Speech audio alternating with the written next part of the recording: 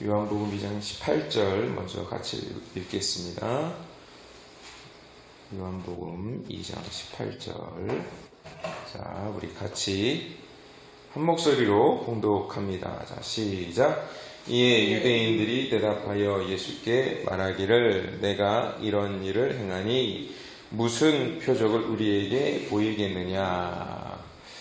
자, 유대인들은 자기들이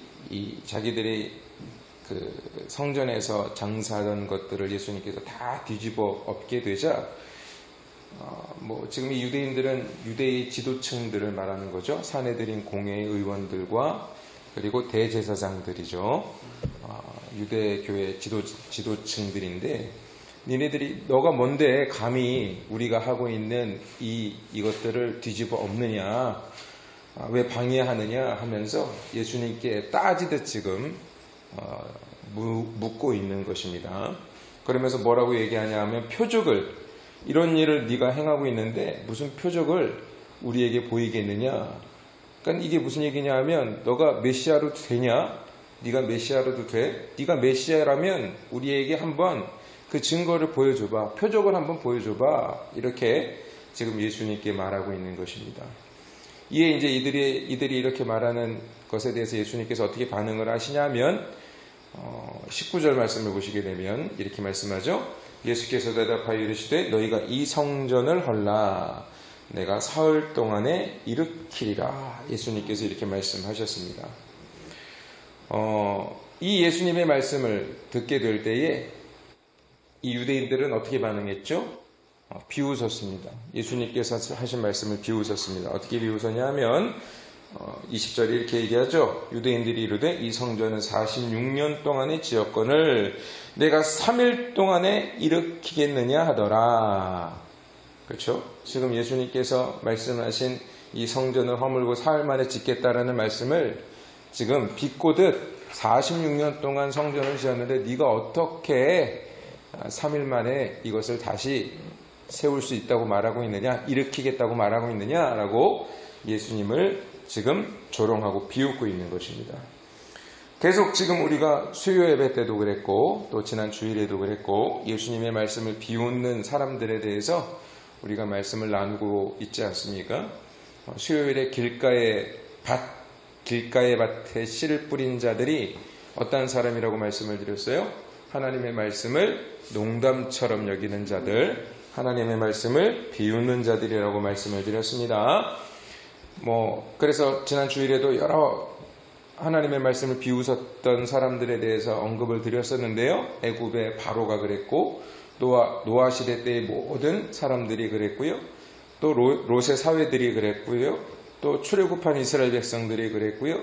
또 너무나 많습니다. 우시아 왕도 그랬고, 또 사울 왕도 그랬고, 심지어는 예수님의 제자들도 그랬습니다. 사실은 어떻게 보면 다 하나님의 말씀을 비웃었어요. 왜 하나님의 말씀을 농담처럼 여기고 비웃으며 그렇게 되었을 때 그 하나님의 말씀을 농담처럼 여기면 그 하나님의 말씀을 우리가 순종할 수 있습니까? 절대로 순종할 수 없습니다. 맞죠? 네. 그러니까 왜 하나님의 말씀을 농담처럼 여기고 비웃을까요? 계속 말씀을 드렸습니다. 그것은 자기의 생각이 기준이 되기 때문에 그렇습니다. 내가 경험한 것, 내가 배운 것, 또 내가 체험한 것들이 기준이 되다 보니까 하나님의 말씀이 우리에게 들려오게 될 때 나의 마음속에 내 스스로가 가지고 있는 그 고집으로부터 이 하나님의 말씀이 밀려나기 때문에 그래요. 그러니까 하나님의 말씀은 늘 우리에게 침투하며 들어오시게 될 때 우리 안에 있던 고집들을 밀어내게 되어 있습니다. 이걸 밀어내지 않고 내 고집의 밀려남을 내 스스로가 허용하지 않고 내 고집을 지키기 위해서 하나님의 말씀이 내 안에 들어오는 것을 막아서게 될 때 우리는 어떻게 우리의 모습으로 표현이 되는 거냐 하면 그때 하나님의 말씀을 농담처럼 여기고 비웃게 되는 거예요. 그렇지 않습니까? 현실은 이런데 하나님의 말씀을 우리가 듣게 될 때 이거 말도 안 되는 거 아니야 이거? 이게 될 수나 있는 거야? 우리가 이런 식으로 생각할 때가 많지 않습니까? 그렇죠? 예. 뭐 이런 거 아니겠습니까? 간단하게 하나님께서 우리에게 거룩해라 라고 말씀하시게 될 때 우리는 어떻게 받아들입니까? 어떻게 우리가 거룩해질 수 있어? 나도 인간인데? 뭐 이런 식으로 반응하잖아요. 이게 뭐냐 하면 내 스스로가 하나님께서 우리를 거룩하게 만들어 가시겠다라고 우리에게 말씀하신 것인데 우리는 우리 스스로가 이미 나는 거룩해질 수 없어 라는 우리 안에 있는 그 고집, 그 완고함이 우리를 거룩하게 하겠다라는 그 하나님의 의지를 우리가 밀어내고 있는 거란 말입니다. 그래서 저는 개인적으로 제일 싫어하는 말 중에 하나가 뭐냐 하면 아유 나도 사람인데 우리 잘 그렇게 자주 하잖아요. 나도 사람인데 아유 좀 이렇게 사랑하고 좀 이렇게 좀 보듬어주고 용서하고 그러면 되잖아요. 좀 이렇게 해요. 아유 나도 사람인데 내가 어떻게 그걸 참을 수 있어? 내가 하나님이야? 내가 예수님이야? 이렇게 얘기한단 말입니다. 그러면 안 돼요. 왜냐하면 우리가 예수님을 닮아가야 되잖아요. 예수님이 될 수는 없지만 우리는 예수님을 닮아가야 하는 사람이기 때문에 절대로 그런 말을 내뱉으면 안 됩니다. 우리가 사람이고 누가 몰라요? 근데 우리는 그냥 사람이 아닙니다. 하나님께 택함을 받은 하나님의 백성이에요. 진짜 사람이란 말입니다. 그러니까 진짜 사람은 뭐죠? 하나님께서 코에 생기를 불어넣어 주셔서 하나님과 연합되어 있는 자들이 사람이에요. 근데 하나님이 떠나게 되면 그 사람에게서 하나님이 떠나게 되면 인간은 뭐라 그랬습니까? 인간은 흙, 티끌이란 말입니다. 더 이상 생명의 존재가 아니에요. 사실은 살아있지만 살아는 있는 것처럼 보이지만 반드시 이 하나님의 생기가 없는 존재들은 무엇으로 돌아가요? 흙으로 돌아갑니다. 흙으로. 그러나 하나님의 생기가 있는 자들은 어디로 가요? 영원히 하나님과 함께 하는 거란 말입니다. 그렇게 큰 차이가 있는 거예요. 그러니까 여러분들은 흙으로 돌아갈 사람이 아니기 때문에 나도 사람인데 라고 말하시면 안 돼요. 그러니까 여러분 어떻게 말해야 돼? 그럼 나는 하나님의 백성이다 이렇게 말씀을 하셔야 되는 것입니다.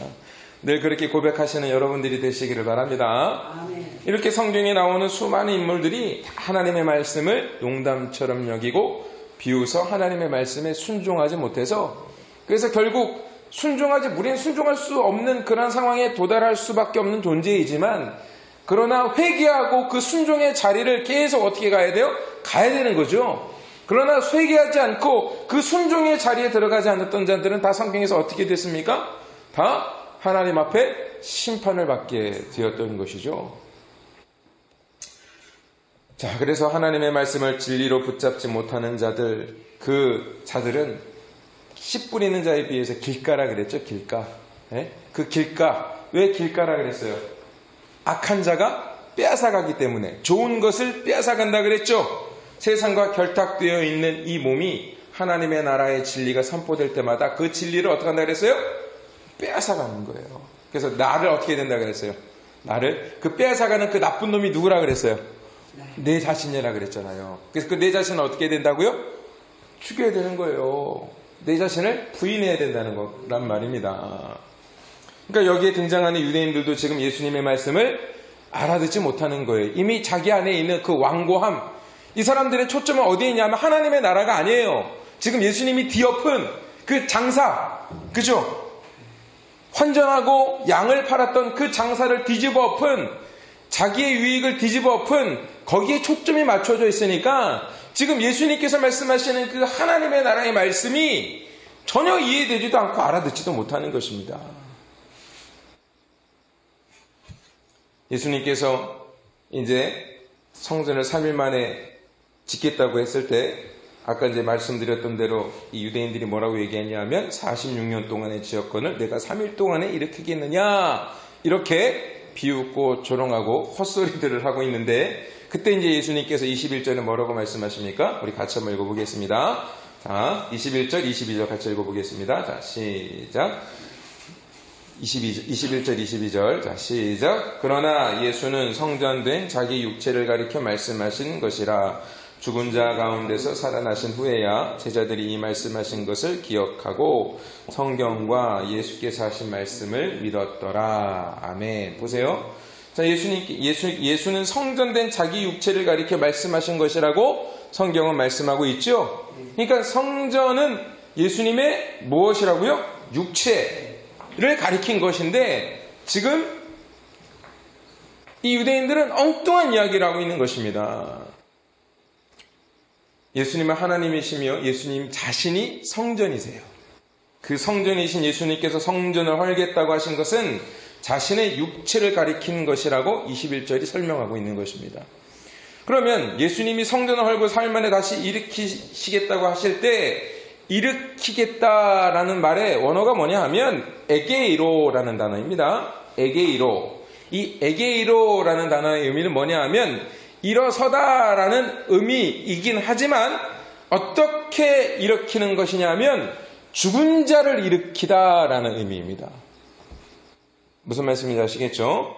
그러니까 예수님 스스로가 성전을 허물고 성전을 다시 일으키겠다라고 말씀하셨을 때 죽은 성전을 일으키겠다라는 의미를 예수님이 가지고 말씀하셨다라는 이야기입니다. 그러니까 예수님께서 말씀하신 성전을 허물고 4일 만에 다시 세우겠다고 말씀하신 것은 예수님께서 하실 어떤 일을 말씀하고 있는 것이죠? 어떤 일입니까 그게? 당연히 아시죠 여러분들은 아시잖아요. 예수님이 십자가에서 죽으시고 3일 만에 부활하시는 것을 말씀하고 있는 것입니다. 그런데 이 당시에 있었던 사람들은 아무도 몰랐던 거예요. 여기 아까 21절에도 보시게 되면 22절에도 보시게 되면 제자들도 몰랐어요. 이 당시에는. 그런데 나중에 예수님께서 진짜 부활하시고 난 다음에야 이때 있었던 예수님의 말씀을 비로소 어떻게 됐다고요? 기억했다라는 거예요. 이 기억했다라는 것은 깨달아졌다라는 의미까지 포함하고 있는 겁니다. 그리고 예수께서 하신 말씀을 믿었다 그러는 거예요. 그러니까 지금 믿은 게 아니에요. 제자들도 지금 예수님의 말씀을 안 믿은 거예요. 아마 그랬을 거예요. 지금 이 성경에는 기록이 안 되어 있지만 이 유대인들의 말과 똑같은 마음을 가지고 무슨 예수님이 좀 이상한 거 아닌가? 저 성전을 46년 동안 지은 건데 저 사람들 말이 맞지. 어떻게 저걸 헐고 3일 만에 지어? 물론 예수님이 진짜로 성전을 허물고 3일 만에 건축할 수도 있는 분이에요. 그런데 그걸 가리키는 것이 아니라 진짜 성전, 그 예루살렘 성전은 진짜 성전이신 예수님의 모형일 뿐이란 말입니다. 무슨 말씀인지 아시겠죠? 여기에서 또 헐라라고 번역이 된 리오라는 단어는 뭐냐 하면 이거는 기초를 파괴하다라는 의미입니다. 그러니까 기초까지 그냥 아예 뿌리까지 뽑아버리는 거예요. 뿌리까지 다 파괴시켜버리는 걸 말하는 것입니다. 그럼 예수님께서 왜 이 성전을 헐라고 말씀하실까요? 그 성전은 더 이상 하나님이 계시지 않는 곳이기 때문에 그렇습니다. 예루살렘 성전에는 하나님이 계시지 않았던 것입니다. 하나님이 계시지 않는 성전은 쓸모가 있습니까? 쓸모가 없습니까? 쓸모가 없는 거예요. 그래서 예수님께서 모든 인간의 죄를 대속하시고 스스로 그 쓸모없는 성전이 되어버리신 거예요. 무슨 말씀인지 아시겠습니까? 예수님은 진짜 성전인데 인간들의 모든 죄를 대속하시고 예수님 스스로 쓸모없는 성전이 되신 거예요. 그걸 뭐라고 얘기합니까? 그걸 은혜라고 하는 거예요. 그러니까 진짜인데, 그죠? 진짜인데 그 진짜가 가짜 중에서도 아주 나쁜 가짜가 되어버리시는 거예요. 스스로가. 왜? 우리 때문에. 그래서 여러분, 이 말씀의 의미는 너희가 나를 파괴하면, 나를 죽이면 나는 사흘 만에 부활할 것이다 라고 말씀하고 계시는 것입니다. 유대인들이 표적을 구할 때 예수님은 오직 내가 너에게 보여줄 표적은 십자가의 죽음과 부활밖에 없다고 말씀하시는 것입니다. 그런데 오늘날도 여전히 예수님을 믿으면서 이 십자가의 죽음과 부활의 이 기적, 이 은혜 외에도 자꾸만 다른 것들을 나에게 달라고 자꾸 하나님 앞에 졸라대고 있는 이 인간들의 모습은 지금 이 예루살렘 성전에서 장사를 하고 있는 자들과 별반 다를 바가 없는 자들이라는 것입니다. 왜? 본질을 온전하게 받아들이지 않고 있기 때문에 그래요.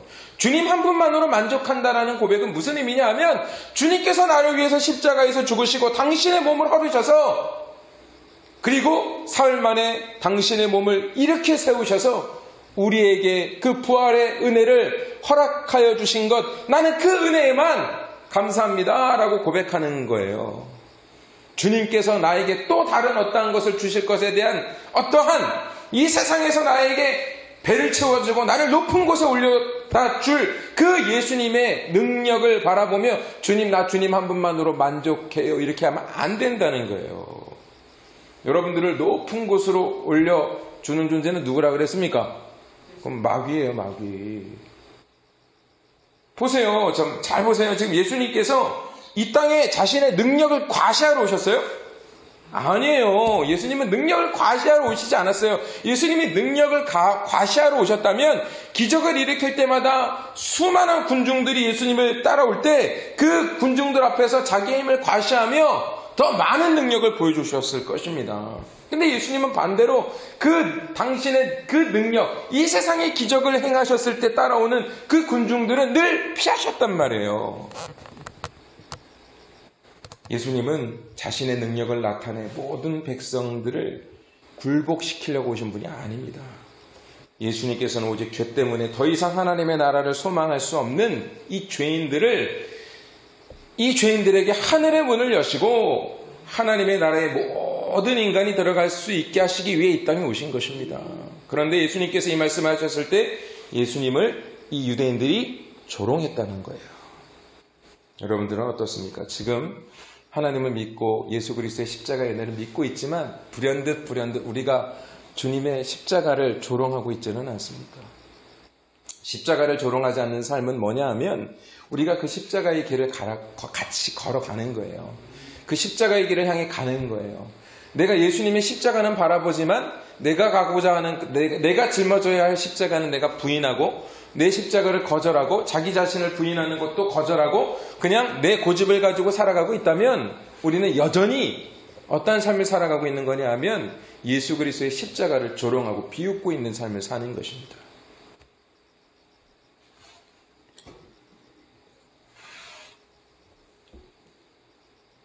예수님은 우리를 세상의 높은 곳에 올려놓기 위해 십자가를 지신 것이 아닙니다. 오히려 반대로 우리 안에 세상에서 높아지고자 하는 마음을 가지고 자기의 유익을 따라 내가 성전이죠. 여러분들이 성전이죠. 맞죠? 나라는 성전에 온갖 우상과 탐욕과 죄악의 소굴로 만들어 놓은 우리를 이제 어떻게 하시는 거예요? 정결케 하셔서 우리가 온전한 성전 되게 하시기 위하여 예수님이 이 땅에 오신 거란 말입니다.